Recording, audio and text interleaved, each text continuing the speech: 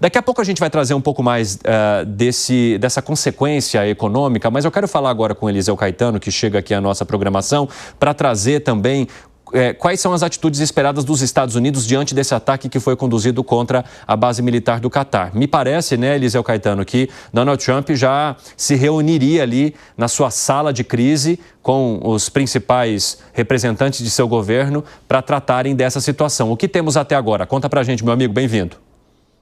Exatamente, sim. Aliás, ele já estava lá no Salão Oval, na sala de crise, reunido desde 1h da tarde pelo horário local daqui dos Estados Unidos, portanto, desde as 2h da tarde pelo horário aí de Brasília, com o mais alto escalão da atual administração no quesito militar e defesa, viu? Muito boa tarde, Cine, para você. Sempre uma honra, uma alegria estar aqui no 3 em 1 com você e com todo esse timaço debatedor e, claro, com a nossa audiência pujante da Jovem Pan. A gente fala ao vivo, direto dos Estados Unidos, 3h da tarde com 10 minutos na costa leste do país, temperatura de momento aqui no sul da Flórida na casa dos 30 graus Celsius. Ainda não se sabe se haverá uma contraofensiva americana, mas neste momento existe uma expectativa de que Donald Trump fale sobre o assunto daqui a pouquinho, ao sair dessa reunião que acontece lá na Casa Branca em Washington, D.C., na capital do país. Há uma expectativa de que ele converse com a imprensa que já está na porta, esperando por esse momento, esperando por essa possibilidade. O que a gente tem de informação agora, de momento, sim, é o seguinte: o Irã confirmou há poucos minutos esse ataque contra a base dos Estados Unidos no Catar. Através do Conselho de Segurança Nacional do Irã, foi, portanto, confirmado que este ataque à maior base militar dos Estados Unidos no Oriente Médio, no Catar, foi feita pelos iranianos. Segundo eles, em nota, em resposta aos bombardeios americanos contra as suas instalações nucleares neste final de semana, e ainda acrescentaram que essa ação não representava nenhuma ameaça ao Catar. Aliás, o Catar também confirmou ainda há pouco esses ataques e também, na mesma nota, disse que foi informado previamente. O governo da Arábia Saudita, agora há pouco, através de uma nota oficial do Reino da Arábia Saudita, condenou e denunciou, nos termos mais veementes, a agressão lançada pelo Irã contra o Estado irmão do Catar, que constitui uma flagrante violação do direito internacional e dos princípios da boa vizinhança. Segundo a nota, é inaceitável e não pode ser justificada em nenhuma circunstância.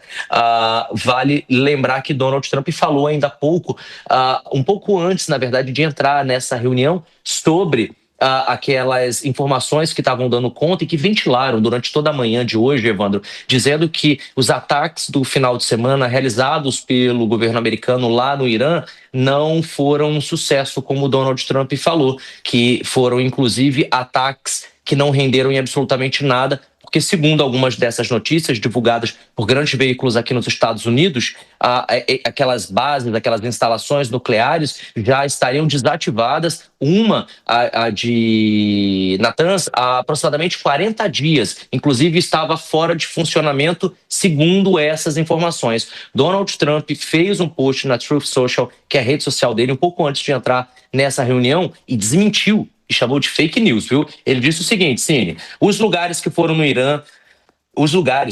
atacamos no Irã foram totalmente destruídos e todos sabem disso. Só as fake news diriam algo diferente para tentar degradar o máximo possível, e até elas dizem que foram praticamente destruídas. Trabalhando especialmente duro nessa falsidade estão, e aí ele lista o nome de jornalistas e de veículos que estariam, segundo Donald Trump, divulgando fake news sobre o não sucesso da operação do último final de semana no Irã. E ele disse o seguinte ainda mais: e sempre os perdedores, e cita uma outra rede de televisão, e disse o seguinte: isso nunca acaba. É com os canalhas da mídia, e é por isso que seus índices de audiência estão sempre no nível mais baixo, credibilidade zero. Donald Trump questionando o trabalho de alguns jornalistas e de alguns veículos de comunicação aqui nos Estados Unidos, mais uma vez reafirmando que a operação do último final de semana, a operação militar contra instalações nucleares no Irã, foi sim um sucesso, e ele está nesse momento, enquanto a gente está aqui conversando, Cine, literalmente em reunião, recebendo os relatórios, as fotos, os vídeos, fazendo uma análise completa do cenário, e por isso a expectativa de que ele fale com a imprensa também sobre os ataques do Catar, que ele vai querer trazer esses dados certamente para mostrar para a imprensa e provar o que é fake news e o que não é. Eliseu Caetano, obrigado por enquanto. Então, se a gente tiver novidades, você chama aqui. Já já converso contigo novamente, meu amigo. Gustavo Segré, como é que você avalia o posicionamento dos Estados Unidos diante dessa mudança no jogo agora com a entrada também, mesmo que sem querer, do Catar? Primeiro foram 6 mísseis de Irã até as bases norte-americanas de Catar.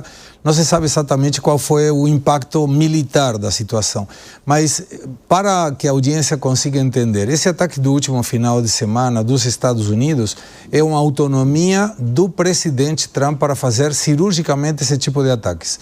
Se agora os Estados Unidos entra ou deseja Trump entrar de pleno na guerra, tem que ter autorização do Congresso. Ele não tem autonomia para entrar com uma determinação presidencial, tem que ter a autorização do Congresso. Se o Congresso não aceita, os Estados Unidos não entram na guerra. E aí tem uma questão de contraponto com a sua campanha, em que ele indicou que não entraria em novos conflitos internacionais. Esse aí que ele entrou, que fez esse ataque às bases nucleares, tem a ver com uma situação que não é política estritamente. Tem a ver com evitar que Irã, que é o financiador de todos os atos terroristas da região, possa ter fundamento para obter a possibilidade de ter uma arma nuclear. E é muito discutível isso, porque muitos analistas falavam, mas está com 60% de enriquecimento de urânio, ainda falta para chegar a 90% para a bomba nuclear. E poderia fazer, isso me explicou um cientista argentino, poderia fazer entre 6 e 8 bombas nucleares. Israel tem 200. Mas aí que vem a jogada, Evandro. Quando você utiliza o urânio para fins pacíficos, o enriquecimento do urânio não precisa passar de 20%. Pois é. Então, se alguém tem 60% e a desculpa era, não, eu estou usando para fins pacíficos, me conta por que a diferença entre 20 e 60. Se você vai utilizar para fins pacíficos, é 20, até 20. Não precisa 25 e muito menos 60. De 60 a 90 é uma questão estritamente de tempo. E aí vem a colocação. Por que Israel ataca esse tipo de situação e por que Estados Unidos reforça isso? Primeiro que Israel não poderia atacar absolutamente nada se tem autorização dos Estados Unidos. Não tem autonomia para isso. Até porque a grande maioria das armas específicas de Israel são americanas. Mas aí vem a outra questão. Estados Unidos está tentando que Irã não tenha essa proliferação de arma nuclear, porque qualquer bomba atômica no poder de Irã seria para tentar destruir Israel. E depois a gente pode explicar de onde vem essa história. Qualquer questão de Israel não é para atacar, é para se defender. E é importante mencionar isso, e conversei com muita gente sobre isso, porque tentavam igualitar. Falavam, não, mas 6 armas nucleares de Irã versus 200 de Israel. Não. Israel tem as armas nucleares para se defender, não para atacar. Caso diferente, se Irã tivesse uma arma nuclear e, de novo, de 20 de enriquecimento de urânio para fins pacíficos, para 60 tem um monte de tempo de diferença.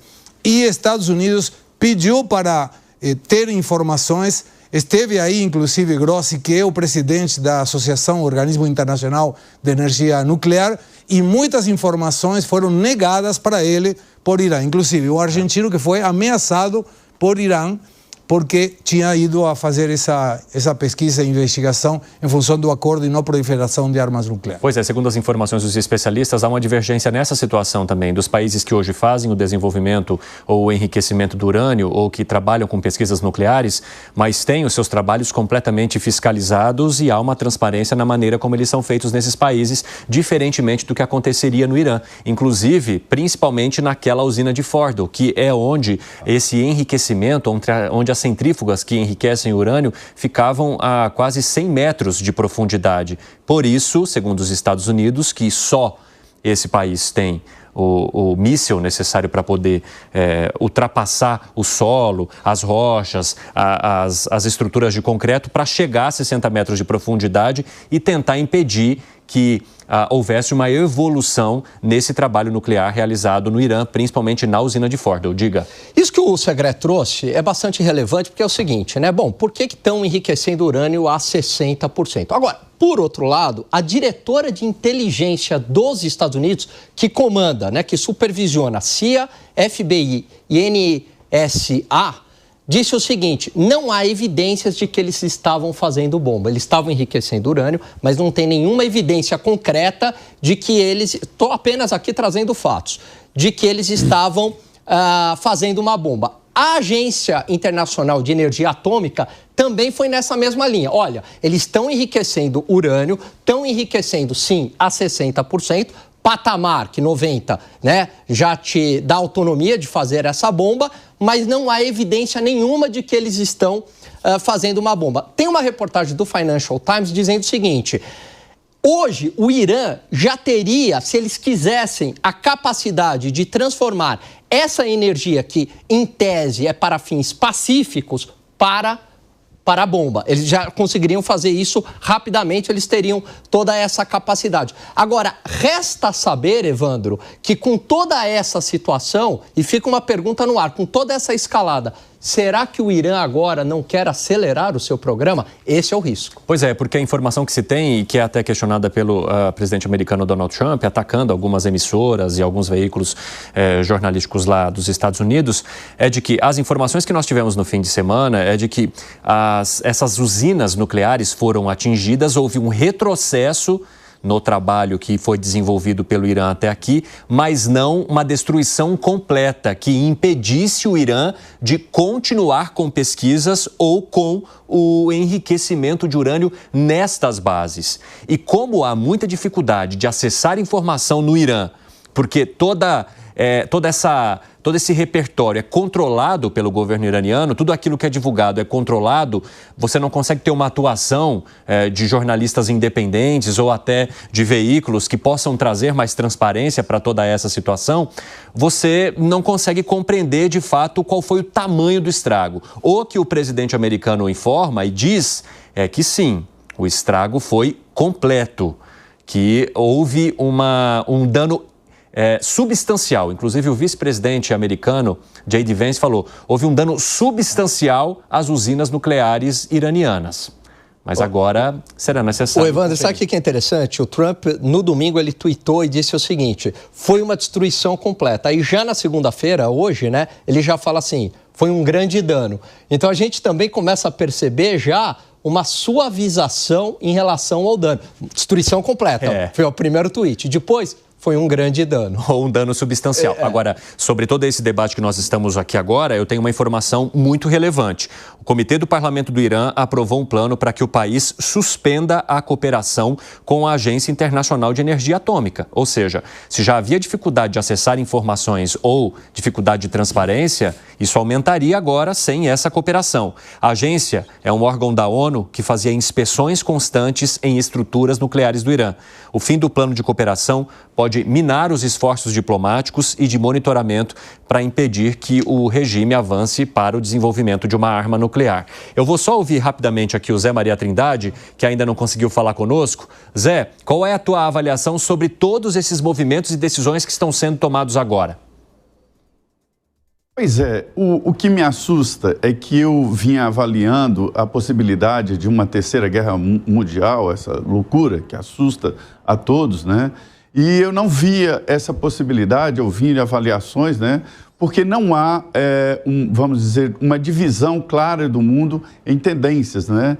E, em certo momento, especialistas me dizem: olha, talvez nós já estamos aí no início de uma terceira guerra mundial, e isso me assusta muito, porque uma terceira guerra mundial agora vai colocar em conflito países que são superpoderosos belicamente, né, que tem armas de destruição em massa e principalmente a tal arma nuclear.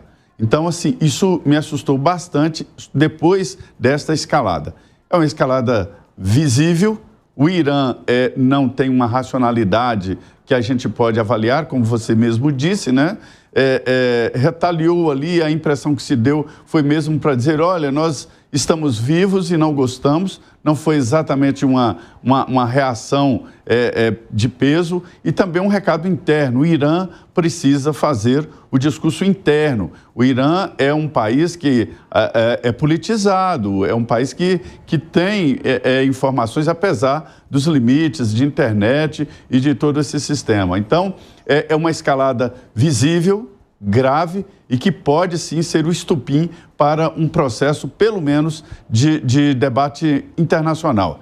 Não é verdade esta avaliação. O Brasil tem que ficar longe disso aí. Não pode ser como avestruz, enfiar a cabeça debaixo da terra e esquecer o mundo. O Brasil faz parte do mundo e não é só uma repercussão econômica, não. É uma repercussão política e uma repercussão de futuro. Ou seja, é uma situação complexa que pega um momento em que os organismos internacionais, que sempre, tradicionalmente, fizeram esta mediação, estão sem poderes, estão fragilizados para fazer esta mediação. Ou seja, faltou o pai aí na sala das crianças. Sim, fala Segré. Não, que essa informação que você trouxe pode ter uma outra visão, que Irã não quer mostrar para a Agência Internacional de Energia Atômica qual é a sua verdadeira situação. Não necessariamente porque esteja bem, senão para não explicar que esteja mal. E aí tem outra questão. Mesmo que as estruturas nucleares do Irã estejam protegidas, devemos lembrar que todos os cientistas que estavam vinculados com a exploração e enriquecimento do urânio foram mortos. Então, imagina aí no LinkedIn, precisamos cientistas para ir para o Irã. Eu quero ver quem vai. Então, essa negativa de informações à agência, ou dizer não vou colaborar mais, pode evitar mostrar que está fragilizado. Pode ser. O que foi, Piper? Esse ponto que o Segré toca, ele é fundamental porque é conversa para agradar o público interno, a história do presidente Trump. Primeiro que ele destruiu, depois infligiu os danos aí definitivos e tal, porque quando se explode um complexo nuclear por meio de bombas, da forma como foi feito, quem faz isso está, inclusive, correndo o risco de provocar um dano assim irreparável de radiação. Sim. Então, você acabou de mostrar um mapa aí do Irã pertinho de todo mundo. Você imagina se houver um acidente que espalhe, por exemplo, radiação para aquela região toda. Vai pegar por tabela muitos aliados dos Estados Unidos, como a Arábia Saudita, por exemplo, que está ali do lado. Sim. Então, esse já é um problema muito sério que tem que ser avaliado por quem joga a bomba com o intuito de fato, destruir aquilo. Segundo, e aí é importante que o Segré falou, há um capital intelectual que não é fácil de ser reposto. Então, o Irã perdeu muitos cientistas que se dedicavam há vários anos a esse programa. A gente não tem as devidas informações para saber, por exemplo, qual é a capacidade de reposição ou se os segredos militares, os segredos que envolvem esse programa, eles estão devidamente documentados para que a linha sucessória possa dar prosseguimento a isso aí. Essa é uma outra questão. Agora, também vale ressaltar, e eu falei sobre isso na sexta-feira, que desde 2006, quando houve lá um pronunciamento de Netanyahu, se diz que o Irã está na iminência de ter bomba. É verdade. Então, nós estamos falando de 19 anos atrás. O acordo que o Brasil e a Turquia tentaram negociar foi de 2009. Então, é muito tempo com essa lorota de que o Irã, daqui 6 meses, daqui 1 ano, vai ter bomba.